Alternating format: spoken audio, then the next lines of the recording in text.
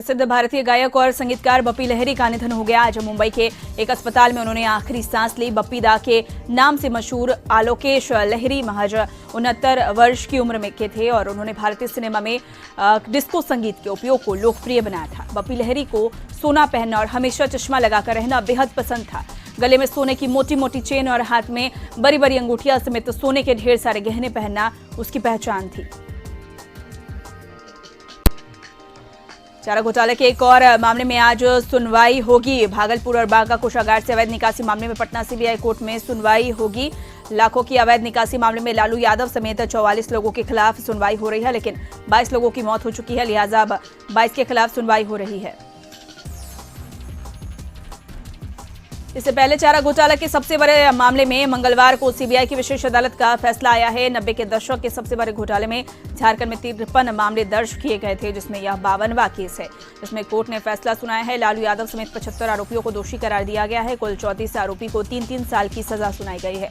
बाकी दोषियों को 21 फरवरी को सजा सुनाई जाएगी। सीबीआई के वकील ने बताया कि इस मामले में 8 लोगों को सरकारी गवाह बनाया गया था। लालू यादव के अलावा आर के राणा, जगदीश शर्मा, ध्रुव भगत को भी सीबीआई कोर्ट ने दोषी पाया है। कोर्ट ने इस मामले में जगदीश शर्मा को 3 साल, नंद किशोर प्रसाद को 3 साल, अशोक कुमार यादव को 3 साल की सजा मिली है। पीएम शर्मा को भी 3 साल की सजा सुनाई गई है। बाकी 24 लोगों को साक्ष्य के अभाव में बरी कर दिया गया है। झारखंड सरकार के वित्त खाद्य आपूर्ति मंत्री रामेश्वर राव ने लालू यादव को चारा घोटाला मामले में दोषी करार दिए जाने पर कहा कि यह कोर्ट का मामला है और वो इस मामले पर ज्यादा नहीं बोलेंगे। साथ ही उन्होंने कहा कि हम तो चाहेंगे कि उनको सजा नहीं मिले, क्योंकि मैं व्यक्तिगत रूप से उनको जानता हूं। इस मामले में ज्यादा टिप्पणी नहीं करूंगा। शिक्षक अभ्यर्थियों का इंतजार खत्म हो गया। आगामी 23 फरवरी से उन्हें नियुक्ति पत्र दिया जाएगा। शिक्षा मंत्री विजय चौधरी ने इसकी घोषणा की। उन्होंने बताया कि 42,000 शिक्षकों का चयन बिहार में किया गया है, जिन्हें 23 फरवरी से नियुक्ति पत्र दिया जाएगा। नियुक्ति पत्र मिलने के तुरंत बाद उन्हें स्कूलों में योगदान देना होगा। वही सत्यापन हुए अभ्यर्थियों का वेतन भी जल्द ही शुरू किया जाएगा, जबकि बिना सत्यापन वाले शिक्षक अभ्यर्थियों को वेतन का भुगतान जांच के बाद ही किया जाएगा। उन्होंने यह भी बताया कि 2022 में शिक्षकों के खाली पदों को भरने का लक्ष्य शिक्षा विभाग ने रखा है। शिक्षा मंत्री ने कहा कि अब तक 562 शिक्षक अभ्यर्थियों का टीईटी प्रमाण पत्र फर्जी पाया गया है। 358 प्रमाण पत्रों का अभी सत्यापन नहीं हो सका है। माघ पूर्णिमा के विशेष दिन पर मुंगेर के कष्टहरणी घाट पर सुबह से ही गंगा स्नान करने वाले श्रद्धालुओं की भारी भीड़ लगी हुई है। हर तरफ मां गंगा की पूजा अर्चना की जा रही है। भक्तिमय माहौल है और हजारों की तादाद में श्रद्धालु गंगा नदी में आस्था की डुबकी लगाकर अपने कष्टों से मुक्ति की प्रार्थना कर रहे हैं। ऐसा माना जा रहा है कि माघ पूर्णिमा के पावन अवसर पर गंगा स्नान करने से सारे पापों और कष्टों से मुक्ति मिल जाती है। माघ पूर्णिमा के अवसर पर भारत के कई गंगा घाटों पर स्नान का विशेष महत्व है, जिनमें काशी, हरिद्वार, इलाहाबाद, पाटलिपुत्र, कन्नौज, बहरामपुर आदि प्रमुख है। गिरिडीह में जसीडीह वैद्यनाथ धाम रेलखंड के सत्संग हॉल्टे रेलवे क्रॉसिंग के समीप एक युवक का शव बरामद हुआ। गेटमैन के मुताबिक वैद्यनाथ धाम से चलकर जसीडीह की ओर जाने वाली पैसेंजर ट्रेन गुजरने के बाद जब रेलवे फाटक को खोला गया तब एक युवक कटा हुआ देखा गया। मृतक की पहचान नहीं हो सकी है। गोड्डा के सुंदर पहाड़ी थाना क्षेत्र के कौवा ढाब के पास बालू लदे ट्रैक्टर ने एक व्यक्ति को कुचल दिया, जिससे उसकी मौके पर ही मौत हो गई। मृतक का नाम गणेश शाह था। उसकी उम्र 60 वर्ष थी। मिली जानकारी के मुताबिक गणेश शाह सुबह सरसों लेकर मिल जा रहा था। बीच रास्ते में पीछे से आ रहे ट्रैक्टर ने टक्कर मार दी।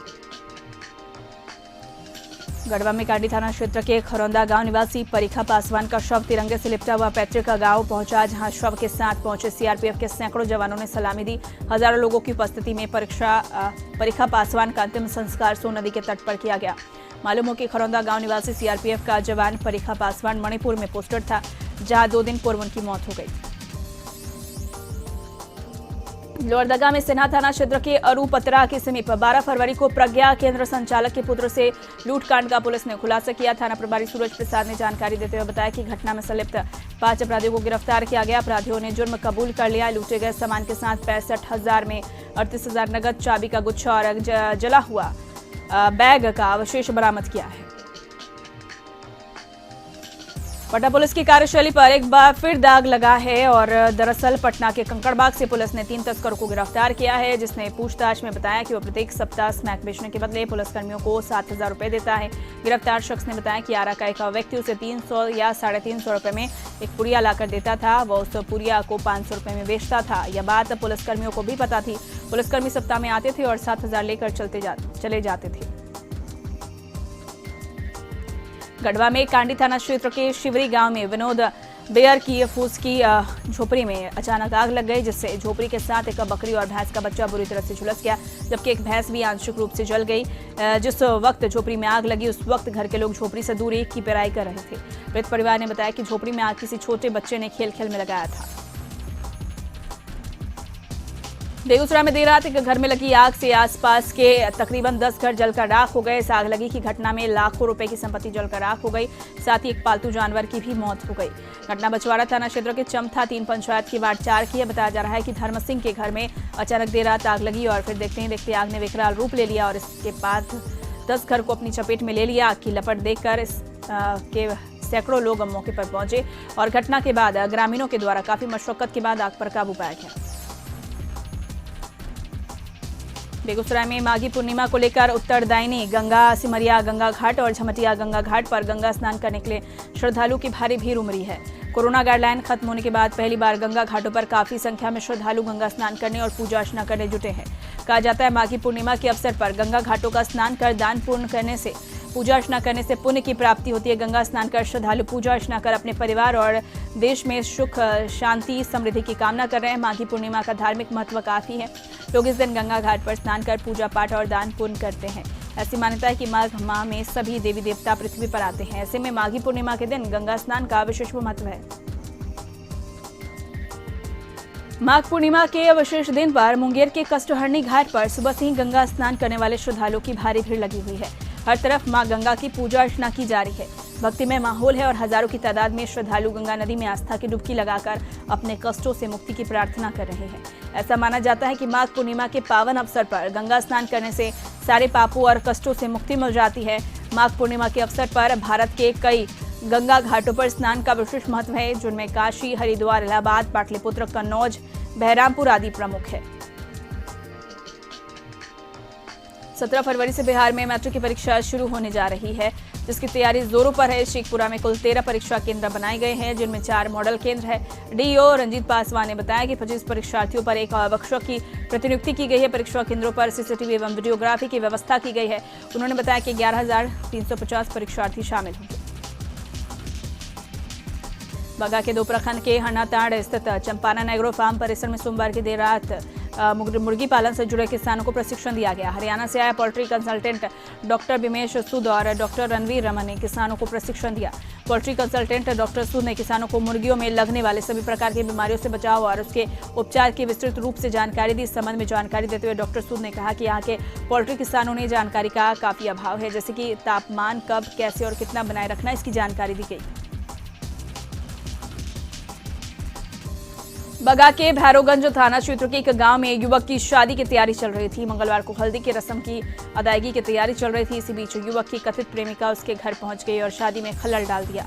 प्रेमिका के घर पहुंचते ही प्रेमी समेत उसके घर के सभी सदस्य घर छोड़कर भाग खड़े हुए।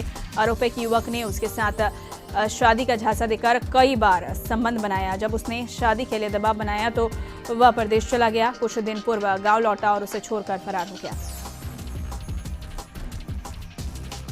दुमका जिले के जरमुंडी प्रखंड उत्क्रमित मध्य विद्यालय डुंगरथ में बच्चे का स्वागत स्कूल के शिक्षक ने किया। आपको बता दें कि कोरोना काल के दौरान सभी स्कूल कॉलेज बंद थे। उस दौरान विद्यालय के प्रधानाध्यापक सपन कुमार ने बच्चों की पढ़ाई बाधित न हो, इसको लेकर पूरे गांव में ब्लैक बोर्ड बनवा दिया। इसको लेकर जरमुंडी के ऐसा विद्यालय का नाम को पूरे राज्य देश के हर एक शख्स इस स्कूल को जानने लगा। लेकिन सरकार के स्कूल खोलने के आदेश के बाद डुमरथर विद्यालय के बच्चों का स्वागत उनके अभिभावकों ने पारंपरिक तरीके से किया। डॉक्टर सपन बताते हैं कि हमारे जिले में उपायुक्त ने भी ब्लैक बोर्ड क्लास चलाने की पहल की थी।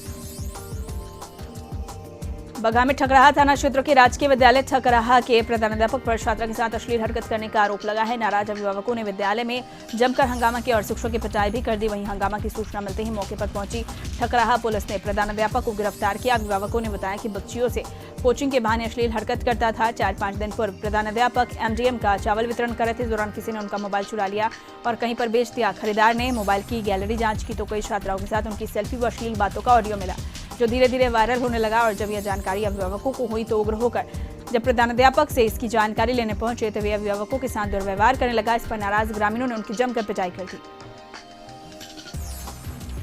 मुंगेर में एक वीआईपी शादी समारोह में खुलेआम कानून की धज्जियां उड़ाई गई। जानकारी के मुताबिक शादी में हर्ष फायरिंग पर रोक के बाद भी शहर के डिप्टी मेयर सुनील राय की बेटी की शादी में बारातियों के साथ दूल्हे में भी हर्ष फायरिंग की वायरल वीडियो में इस दौरान दूल्हे के परिजन भी दूल्हे के साथ फायरिंग करते हुए नजर आ रहे हैं। सैकड़ों की भीड़ ने दूल्हे राजा ने अपनी खुशी का इजहार करते हुए कई राउंड फायरिंग की और अब इस मामले में दूल्हे समेत 3 नामजद और 20 अज्ञात लोगों पर मामला दर्ज हुआ है। जानकारी के मुताबिक माहोली गांव निवासी किशोर यादव के पुत्र सूरज कुमार की शादी थी, जिसमें बारात निकलने के दौरान दूल्हा सूरज कुमार और अन्य परिजनों ने फायरिंग की। पुलिस के मुताबिक फायरिंग में इस्तेमाल हथियारों की बरामदगी के लिए भी कार्रवाई की जा रही है और बरामद होने के बाद से यह हथियार वैध है या अवैध, इसकी भी जांच की जाएगी।